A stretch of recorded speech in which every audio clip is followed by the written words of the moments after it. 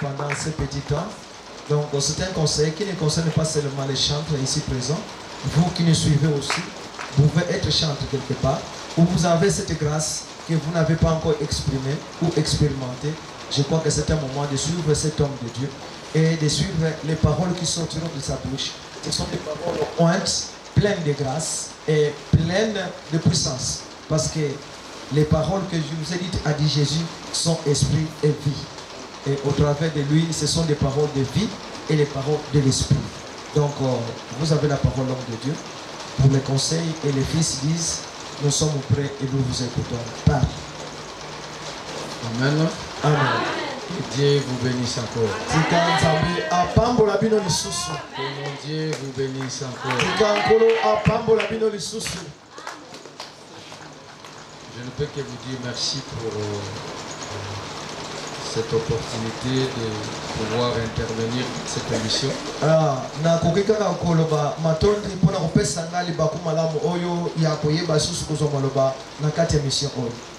Je vais adresser des conseils en premier lieu aux chantres.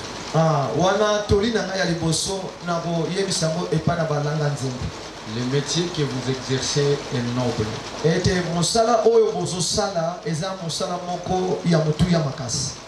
Un métier avec plein de bénédictions.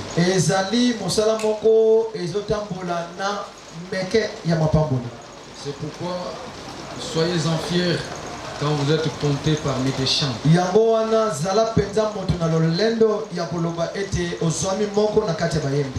Vous savez, la Bible nous dit que Dieu siège au milieu des louanges.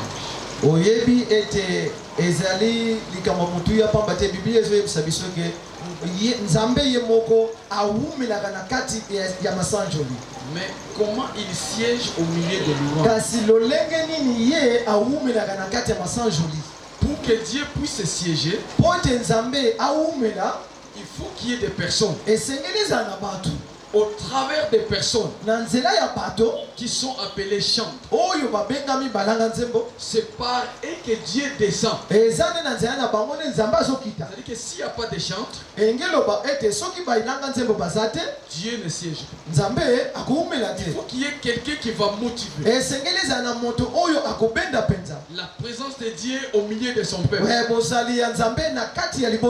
Et vous, vous êtes un canal par lesquels Dieu descend.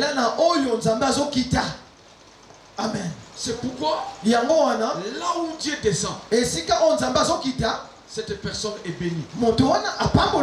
Parce que Dieu se manifeste au travers de son peuple. Parce que vous, vous êtes là. Quand vous chantez, Dieu écoute. Dieu descend. Et quand il descend, en réalité, il descend au travers des chantres. Il remplit les chantres de sa puissance. Et quand les chantres chantent, il y a une puissance qui est dégagée. C'est au travers de cette puissance qui sortent dans les paroles. C'est là que Dieu réside maintenant. C'est pourquoi quand vous chantez, les malades sont guéris. Ce n'est pas les chants, c'est ceux qui sortent de votre bouche. Sont avec puissance. Les malades sont guéris. Ceux qui sont liés sont déliés. C'est un métier noble. C'est pourquoi que Dieu vous bénisse encore. La grâce que vous avez, vous devez la protéger. J'ai toujours dit la grâce est un passeport.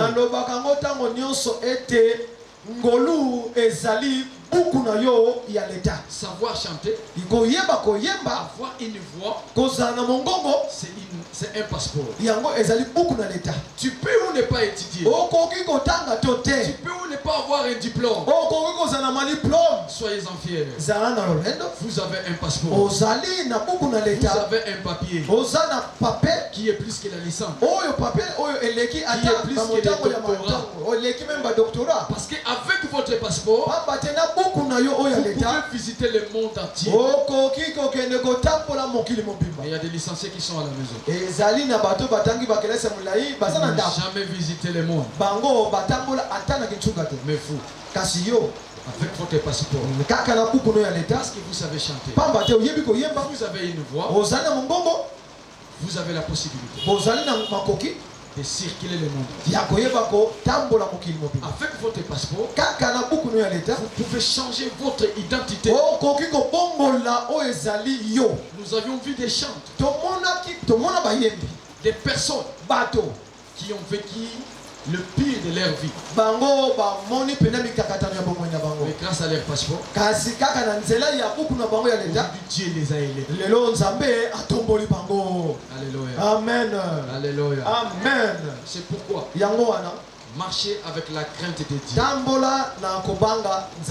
La grâce ne peut avoir que l'accomplissement ou une puissance, c'est quand la personne marche dans la crainte de Dieu.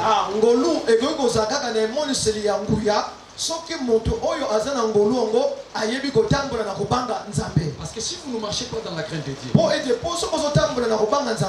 diable va étouffer cette grâce.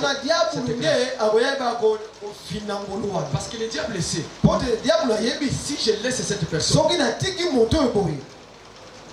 elle a un passeport, c'est par elle que l'église va être élevée, que la famille va être bénie. C'est pourquoi marcher dans la crainte. Et une seule chose aussi, avoir de la patience. Ayez cette patience. Soyez comme un rite. Il y a eu de la persévérance. Et la persévérance paie. Alléluia. Amen. Alléluia. Amen. Et c'est un message que j'adresse à tout le monde et aux serviteurs.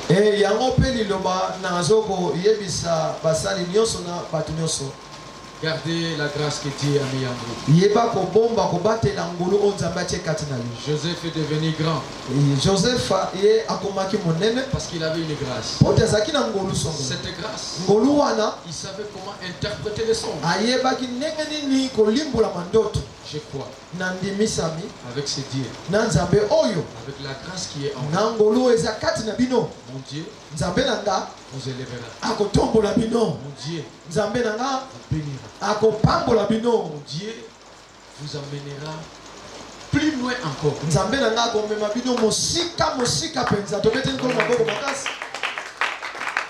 crois que c'est tout ce que j'avais comme conseil à vous donner.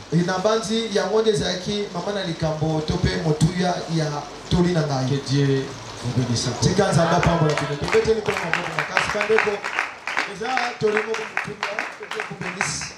Que Dieu vous bénisse. Que Dieu vous bénisse. Je crois que c'est un conseil d'un père qui n'est pas à négliger. Peut-être tu peux être surpassé, bourré de problèmes, mais suivez ces conseils. C'est un conseil qui est adressé droitement aux chantres et par les chantres, nous tous. Et vous tous qui avez l'occasion et qui auront l'occasion de nous suivre au travers de notre chaîne YouTube et la voix du tonnerre international. Donc, suivez ces conseils, la crainte du Seigneur qui soit attachée à votre grâce. Parce que la Bible dit aussi que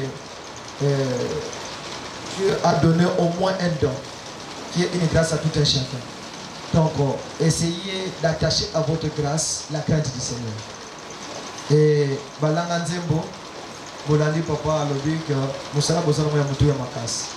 Nzamba Kita. Nous croyons que c'est là que Nzamba Kita. Mais Balobi Nzamba Kita Ganata Moneni. Massan joli. Massan joli où tu n'es pas bateau. Moussouté. Et ça n'a bateau. Yon Nzamba Sopan Goulou. Pour te massan joli Sanin. Ekit.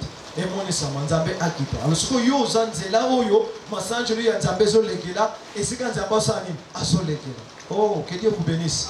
Na moni za shetani ayoka Yesu asuya akalikile nzela Yesu amatina nzete wana Yesu amonyiga directement na liboso ezaka lokola bino donc lelo yo yeba ke ngolu na yo ekotambisa yo mokili mobimba amen et tant yo zotambo mokili mobimba na ebinde komoko na kotanga te. Je voudrais tout simplement, je ne peux pas commenter parce que déjà l'homme de Dieu a dit ça reste comme ça. Mais je connais un homme de Dieu qui est chantre que vous connaissez. Que je connais aussi. J'ai fait aussi 2 lives avec lui.